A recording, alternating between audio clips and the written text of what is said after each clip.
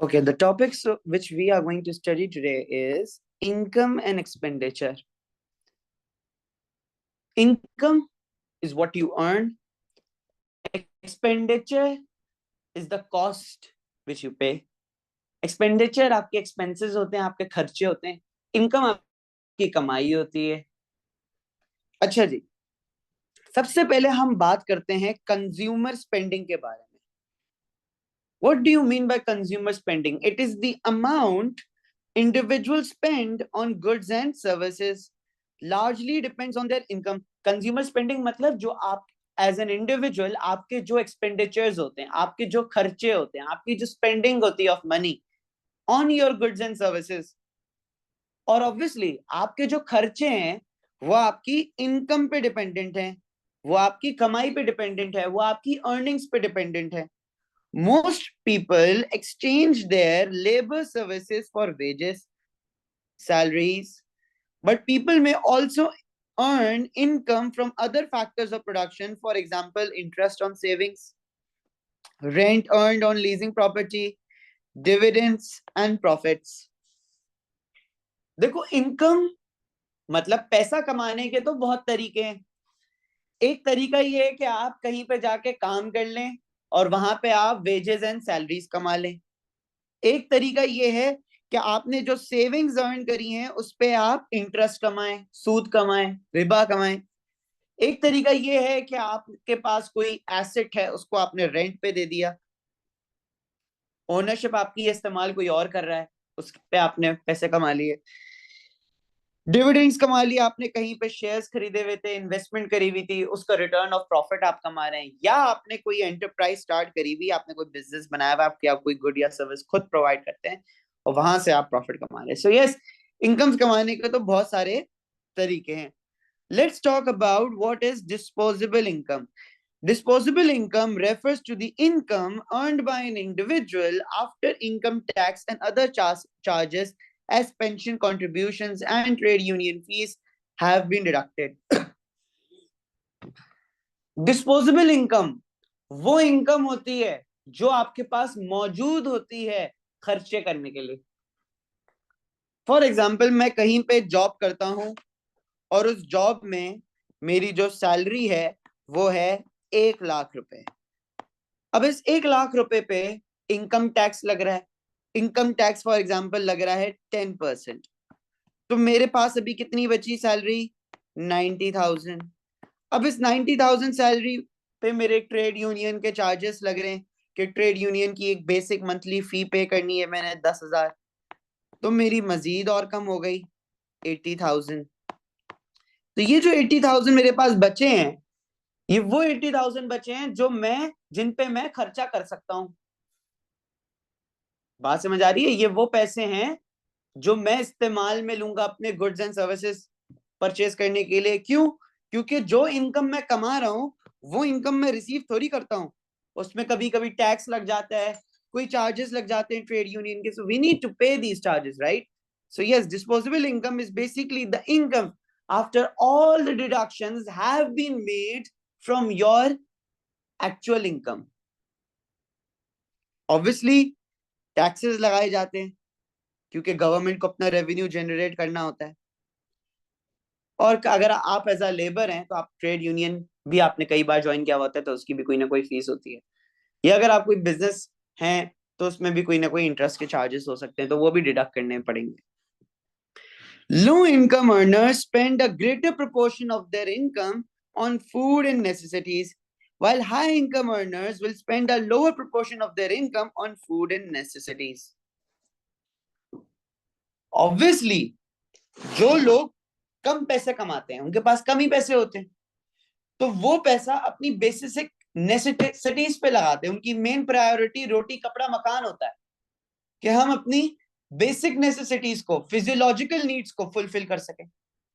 मगर अगर आप एक हाई इनकम अर्नर ग्रुप को बिलोंग करते हैं, आप एक वेल्दी इंसान है, आप एक स्टेबल इंसान है, तो आपकी जो मेजॉरिटी कंजम्पशन होगी वो फूड, क्लोथ्स एंड शेल्टर पे नहीं होगी, वो आपकी वांट्स पे होगी, आपकी लग्जरीज पे होगी, आपकी डिजायर्स पे होगी.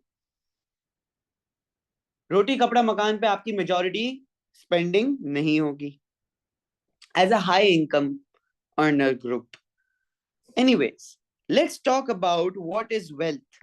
Wealth of an individual is measured by the amount of assets they own minus their liabilities. Wealth का क्या मतलब है? Wealth is your actual value. Wealth is your actual value. मेरे पास 5 करोड़ का घर है, मगर मगर मैं 5 करोड़ के डेट में भी हूं, कर्जे में भी हूं. तो आप मुझे एक बात बताएं, क्या मेरे पास कोई वेल्थ मौजूद है इस इंफॉर्मेशन को देखते हुए? नहीं, क्योंकि जितने मेरे एसेट है उतनी ही मेरी लाइबिलिटी है. इस लाइबिलिटी को खत्म करने के लिए मुझे अपने एसेट ही शायद बेचना पड़ जाए. So I have zero wealth available.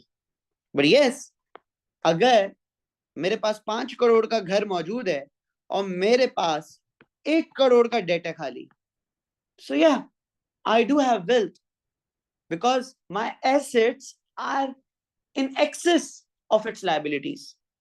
So the wealth of an individual is measured by the amount of assets they own minus their liabilities. मेरे पास 1 लाख रुपए मौजूद हैं, वो मेरा एसेट है, मगर इन 1 लाख रुपए में से मैंने 40,000 रुपए इब्राहिम को पे करने, वो मेरी लाइबिलिटी है. सो इन रियलिटी मेरे पास कितनी वेल्थ मौजूद है? 60,000 rupees. 60,000 rupees is the amount which I own, is the amount which I can use for my spending. So when the value of assets such as property and other investments increase, there is said to be a positive wealth effect. And when the value of these assets decreases, then it basically means negative wealth effect, or also known as negative equity. तो जब आपके assets की value बढ़ रही है तो there is a positive wealth effect, और जब आपके एसेट्स की वैल्यू कम हो रही है there is a negative equity, there is a negative wealth effect. ठीक है. Anyways, let's move forward. अब हम बात करते हैं कि इनकम ग्रुप्स के बारे में. दुनिया में 3 तरह के इनकम ग्रुप्स होते हैं: लो income earners, middle income earners and high income earners. Low income earners means मतलब लोअर क्लास को जो लोग बिलोंग करते हैं, इनकी जो स्पेंडिंग होती है वो उनकी बेसिक नेसेसिटीज पे होती है: रोटी, कपड़ा, मकान, फूड, क्लोथ्स एंड शेल्टर. इनकी जो सेविंग्स होती हैं they are tend to be low, क्योंकि ऑब्वियसली मेजॉरिटी पैसे इनके खर्च हो जाते हैं, तो सेविंग होती ही नहीं, पहले इतना कम पैसा कमाते हैं. और borrowing, borrow to fund their expenditure on capital items, वो बड़े बड़े खर्चे करने के लिए बोरोइंग करते हैं. In extreme circumstances people may borrow to fund current expenditure and necessities. और कई बार ऐसा भी होता है कि घर के खर्चे नहीं निकल पा रहे होते, कोई दुख दर्द बीमारी आ जाती है जिसकी वजह से रोटी कपड़ा मकान के लिए भी पैसे नहीं बचते, तो उसके लिए भी ये लोग पैसे बोरो कर सकते हैं.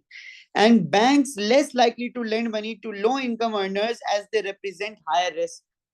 बैंक भी इनको पैसा नहीं देना चाहती, इनको पैसा लेंड नहीं करना चाहती. क्यों? क्योंकि probability of getting back the money specially on time with an interest is very difficult, क्योंकि ये पहले से लोअर क्लास को बिलोंग करते हैं. Let's talk about middle class.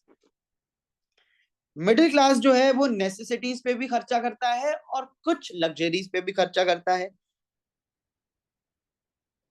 और ये अपनी इनकम का थोड़ा सा प्रोपोर्शन बेसिक नेसेसिटीज पे लगाते हैं.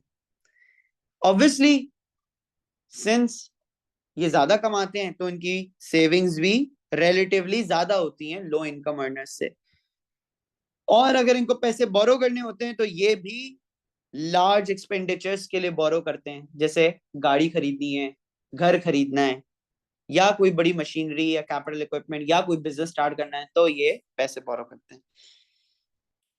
हाई इनकम अर्नर्स की अगर हम बात करें तो ये अपनी इनकम का थोड़ा सा हिस्सा फूड क्लोथ्स एंड शेल्टर पे लगाते हैं, मगर मेजॉरिटी हिस्सा लग्जरीज पे लगाते हैं. इनकी सेविंग्स पॉसिबल होती हैं, यही तो सबसे ज्यादा सेव करते हैं.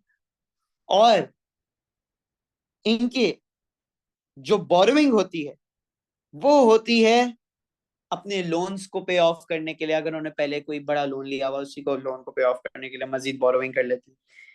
या ये बोरोविंग कैपिटल इक्विपमेंट खरीदने के लिए भी करते हैं बिजनेसेस के लिए, क्या, ताकि वो अपनी अर्निंग्स को फर्दर इंक्रीज कर सके।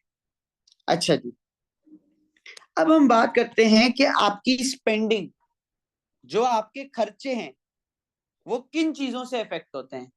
ऑब्वियसली आप और मैं, हम दोनों खर्चे करते हैं और हम दोनों को इस सवाल का जवाब पता है। सो लेट्स रीड, हमारे खर्चे किन चीजों से इफेक्ट होते हैं। इन्फ्लेशन से, महंगाई से, क्योंकि जब इन्फ्लेशन आती है, महंगाई होती है, तो गुड्स एंड सर्विसेज की प्राइसेस बढ़ जाती हैं, और जब गुड्स एंड सर्विसेज की प्राइसेस बढ़ जाती हैं तो हमारी स्पेंडिंग कम हो जाती है। ऐसा क्यों होता है, एक बहुत अच्छी सी एग्जांपल लेता हूं। पहले $1 के अंदर एक एप्पल आता था, सॉरी, $1 के अंदर 2 kg एप्पल्स आते थे। अब $1 के अंदर 1 kg एप्पल आता है, ठीक है। So if I was earning $500 पहले, so I could have gotten 1,000 kgs of apples.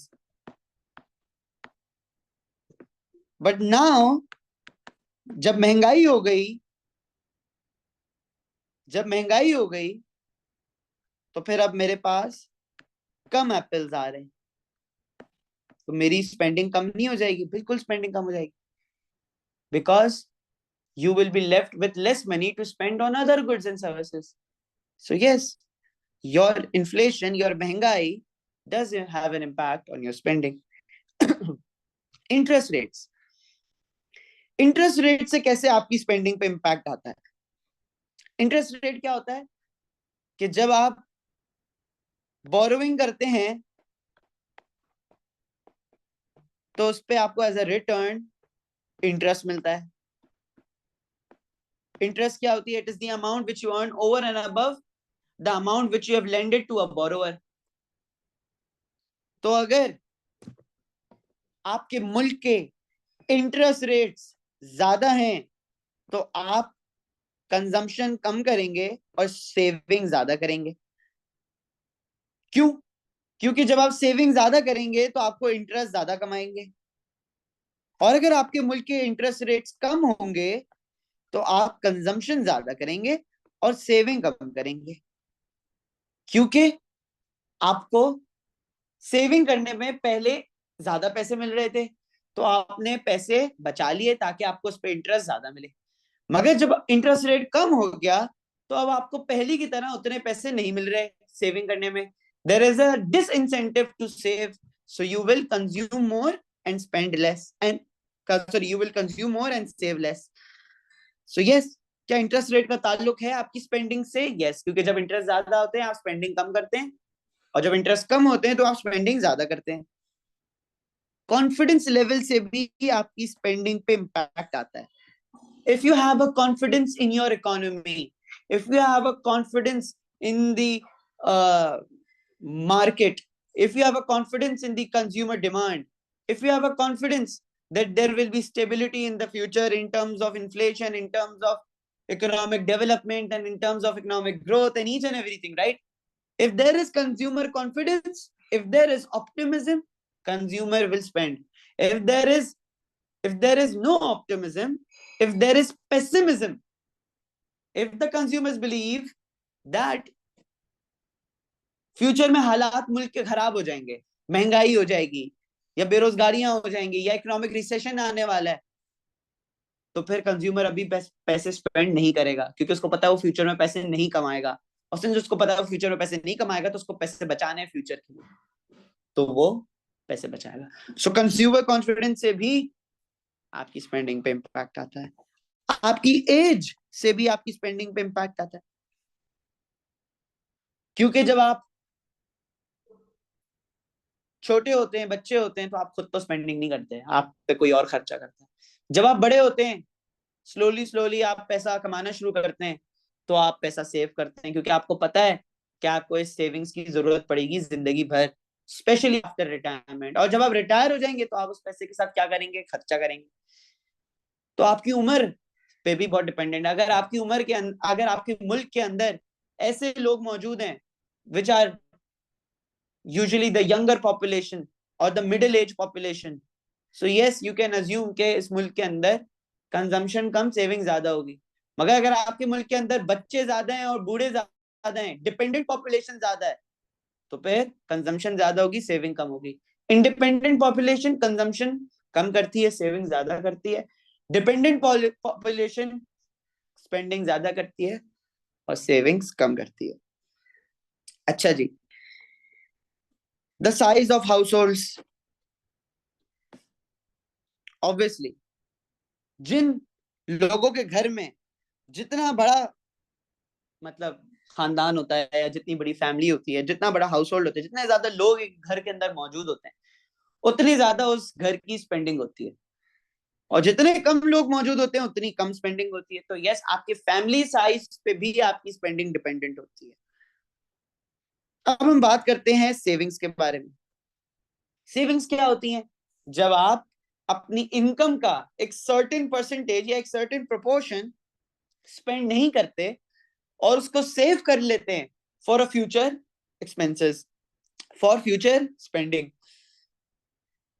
कभी किसी दुख दर्द बीमारी के लिए हमें स्पेंडिंग करनी पड़ती है, कभी किसी एसेट को खरीदने के लिए सेविंग करनी पड़ती है, कभी कोई इन्वेस्टमेंट करने के लिए हमें सेविंग्स करनी पड़ती है। तो सेविंग्स करने के तो बहुत सारे रीजंस होते हैं। सेविंग्स तो हम इसलिए भी करते हैं ताकि हम उस पर कोई इंटरेस्ट कमा सकें, ताकि हम इस पैसे को किसी और को दे दें, कोई हमसे ये पैसा बोरो कर ले और उस पर हमें इंटरेस्ट पे कर दे, इसलिए भी हम सेविंग करते हैं। अब सेविंग्स किन चीजों पे डिपेंडेंट है? ऑब्वियसली जिन चीजों पे आपकी स्पेंडिंग डिपेंडेंट है उन्हीं चीजों पे आपकी सेविंग्स डिपेंडेंट है। क्योंकि आप अपने पैसों के साथ दो ही चीजें कर सकते हैं, या तो आप उसको स्पेंड कर सकते हैं या तो आप उसको सेव कर सकते हैं। तो अगर आप स्पेंड नहीं करेंगे तो आप सेव ज्यादा करेंगे। So yes, it depends on your age. अगर आप इंडिपेंडेंट पॉपुलेशन है तो आप सेविंग ज्यादा करेंगे, अगर आप डिपेंडेंट पॉपुलेशन है तो आप सेविंग कम करेंगे। It depends on the attitude to saving. For example, कुछ मुल्कों के अंदर, कुछ कल्चर्स के अंदर सेविंग को अच्छा माना जाता है, कुछ मुल्कों के अंदर सेविंग को अच्छा नहीं माना जाता। For example, for example in the USA and UK, many consumers borrow fund expenditures by using credit cards and make purchases, or by getting loans, or to buy large items such as cars. In other countries, such as Japan, the use of credit cards is low. The Chinese also tend to be cautious and conservative with money, so like to save for a rainy day, unforeseen emergencies. तो UK और US के अंदर अगर हम बात करें, European countries की तरफ, वेस्टर्न सोसाइटी की अगर हम बात करें, तो वहां पे क्रेडिट कार्ड्स का और लोन्स लेने का और मॉर्गेज लेने का रिवाज बहुत ज्यादा है। But if we talk about the Asian countries like Japan and China, these are the countries which save less. So it also depends on your attitude, your perspective towards saving. Next, consumer and business confidence. Consumers and businesses के अंदर confidence है if they are optimistic about the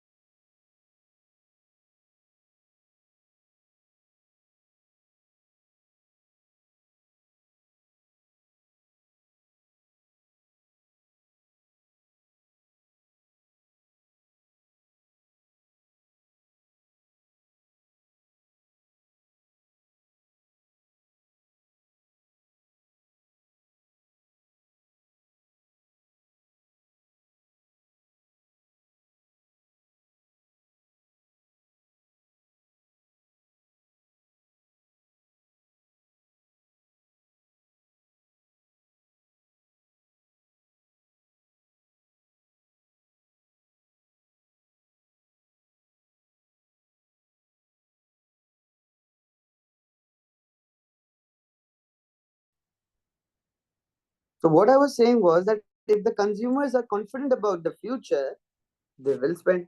But if the consumers are not spending, if they are not confident about the future regarding the market, regarding the demand, regarding their income levels, regarding their wages, regarding the unemployment situation, regarding the inflation, then they will not spend. They will save because they know that there are hard times ahead and they need to save for it. It also depends on your interest rates. If the interest rates are high, you will save more and consume less. If the interest rates are low, you will consume more and save less. Now let's talk about borrowing. What do you mean by borrowing? Borrowing occurs when an individual firm or the government takes out a loan from a bank or financial institution, paying it back over a period of time with interest. Borrowing leads to debt which is manageable if monthly repayments are affordable and interest rates are relatively low. An increase in interest rates causes repayments to rise, and this can affect the purchasing power of individuals, firms, and governments. Now, what do you mean by borrowing? Borrowing is basically Sir, जब your आप एक screen is not sharing. oh my god, this is a shamble. This recording is a shamble. Yes. Cha. Anyways, let's continue. Borrowing occurs when an individual firm or the government takes out a loan from a bank or a financial institution, paying it back over a period of time with interest.